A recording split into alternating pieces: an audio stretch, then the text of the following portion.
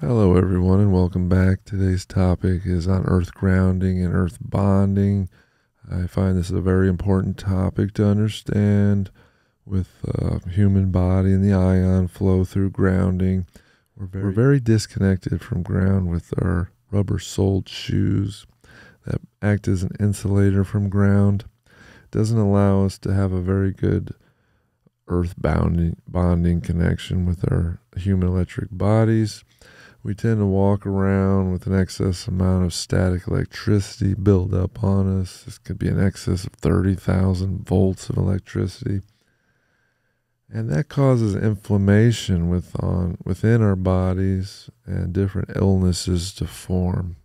This is very important to understand as today's technology we're seeing, especially in orthopedics and athletic surgeries, the use of grounding during the surgery, after the surgery, shortens the amount of healing time. So as an athlete's taken off the field with an injury, they connect him to a grounding apparatus, which helps to remove that voltage, which in turn reduces the swelling and the inflammation. And the science is really sound on this, that it's actually being applied in the medical field. So we're seeing this used in hospital beds during surgical procedures to keep the person grounded during the procedure so that the inflammation will be reduced and the swelling and all that will be reduced, as well as during the healing period of time.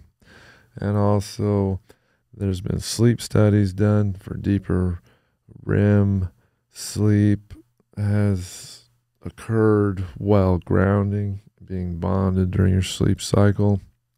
That's very well documented as well by James Oschman and the different groups of scientists that he's been working with to show this connection, that it's very important that we bond ourselves.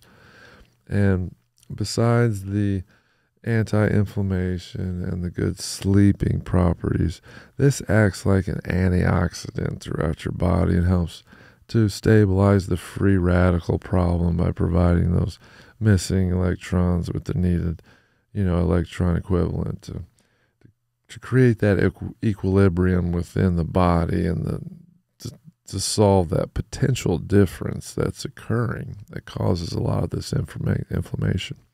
So just the voltage difference, the potential difference across the cell of the membrane, the voltage has to travel across that membrane very smoothly without any problems. If there's any problems with that flow of voltage, illness and sickness occurs within the body. And in all illness or sickness, there is some break in that electrical conductivity across the cellular membranes. That's very important to understand. As the mitochondria inside the DNA there is affected by this electrical charge and causes the shutdown of healthy cellular reproduction and different stuff. So it ends up with the aging process, the oxidation process, all these processes that cause us to age. So it's really important to get the proper antioxidants within the system to stop the free radical problem. And if we can do this without food, just simply by bonding, this is a great way to balance that potential difference in your body with the earth difference.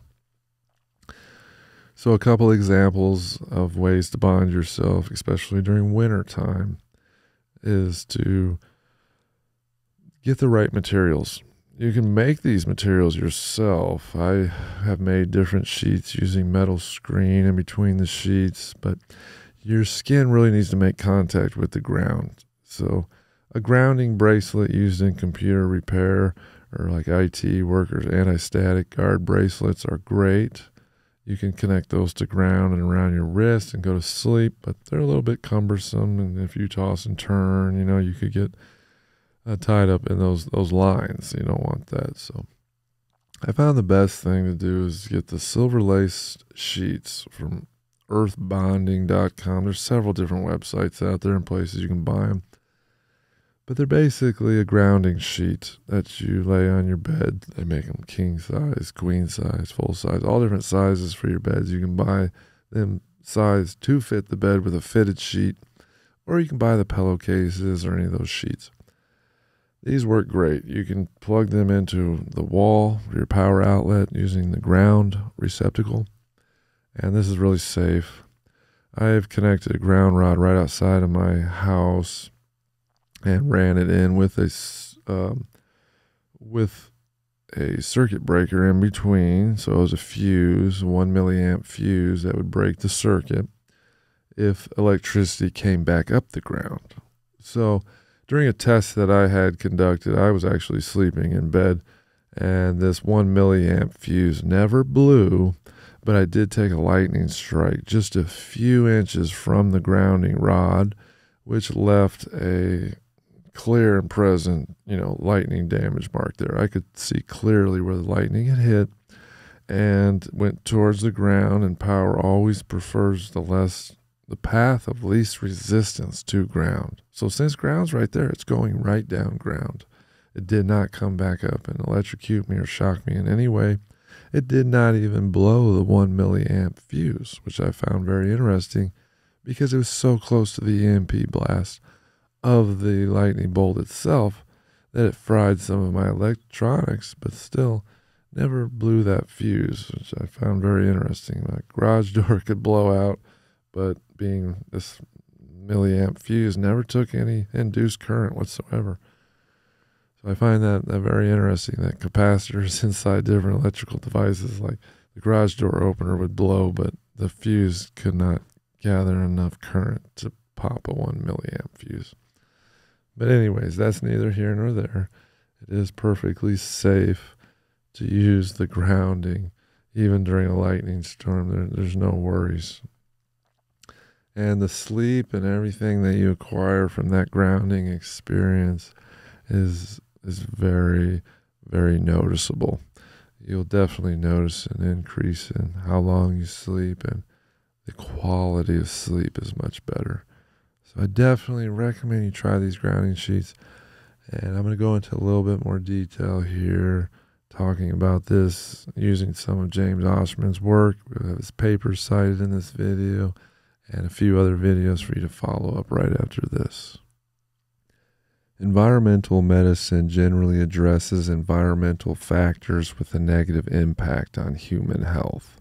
However, emerging scientific research has revealed a surprisingly positive and overlooked environmental factor on health.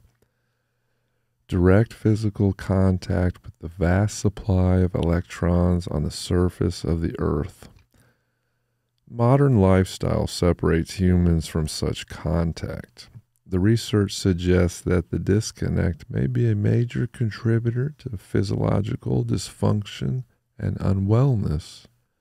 Reconnection with the Earth's electrons has been found to promote intriguing physiological changes and subjective reports of well-being. Earthing or grounding refers to the discovery of benefits including better sleep and reduced pain from walking barefoot outside or sitting, working, or sleeping indoors connected to conductive systems that transfer the Earth's electrons from the ground into the body. This paper reviews the earthing research and potential of earthing as a simple and easily accessed global modulating of significant clinical importance. So grounding or earth means that we are connected to the surface of the earth and its abundant supply of electrons. This is the natural electrons that spread over the earth and into our body to stabilize our internal electrical environments. Everything works better when these electrons flow continuously from the sun to the ionosphere to the solar wind. As they come to the solar wind, the ionosphere, they come to Earth in the form of lightning and thunderbolts. They continuously supply the surface of the Earth. And when we are barefoot, these electrons come into our body and do very good things, as electrostatics teaches us. That when two conductors with different electrical potentials touch each other, there's instantaneous transfer of charge so that the objects become equally charged. And the body is a conductor of electricity.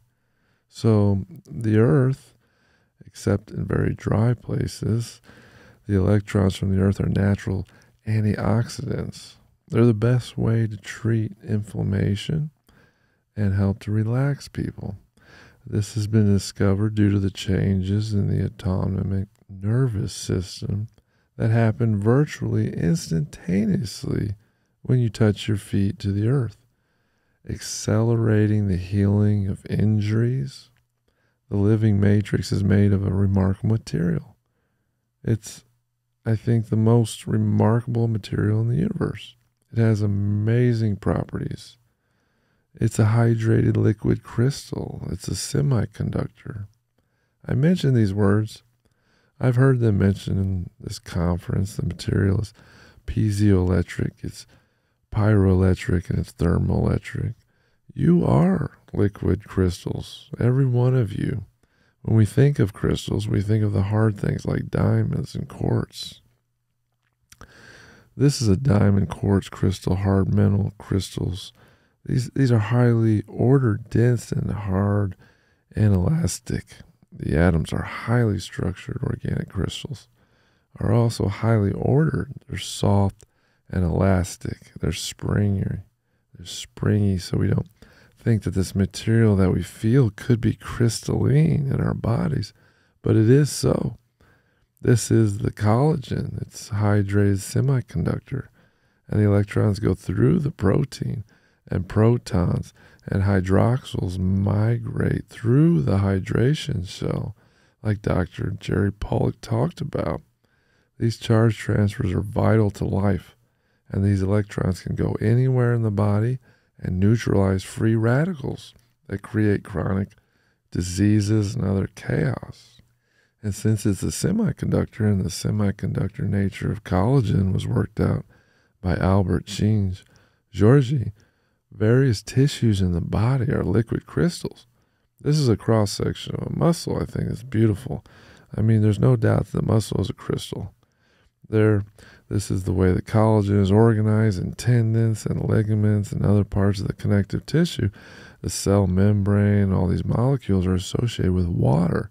So when you look at this, the way collagen molecules are organized, in the tendon associated with those molecules, water molecules, which also form a liquid crystalline system. The old model of the cell that you find in textbooks is a bag of soup with things floating around in it. And this is the connective tissue right here. No relationship to model this. It's wrong. Forget it. The more accurate model is the matrix within a matrix. Within the manner, the matrix totally interconnected. So this is the modern model that includes the cytoskeleton and the nucleus.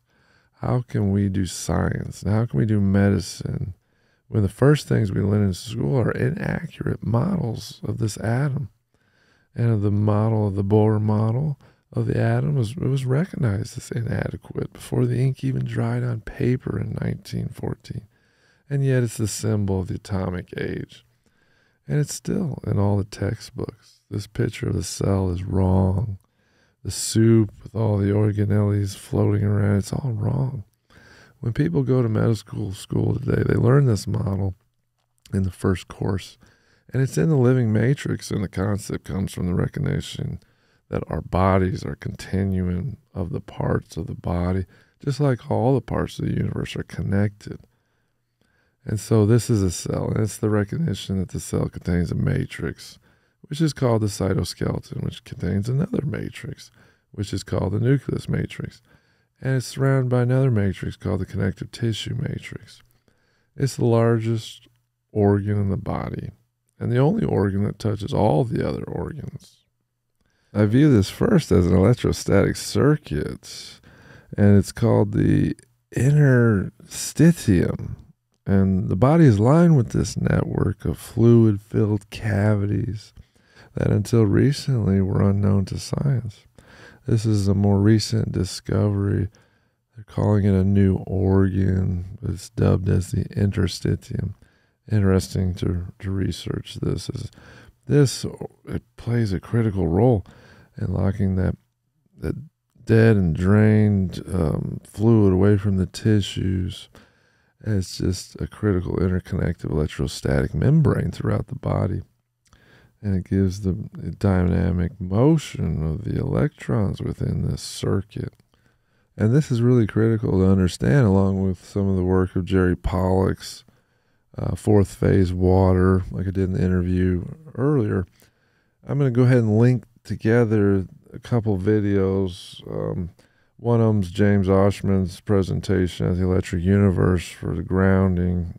And if I can find that full-length video, I'll post that one under this video in the description as well. As another video from Dr. Jerry Tennant, which has to do with electric voltage healing. And this is similar to the grounding stuff with Oschman, but with Tennant, he's got some different discoveries that I'd like you to take a look at, having to do with the teeth and the importance of keeping a healthy mouth and healthy teeth, where they act like circuit breakers within the system, connecting the different meridian points throughout the body to these teeth. So individual teeth can be directly related to an individual organ or a problem area that needs to be addressed.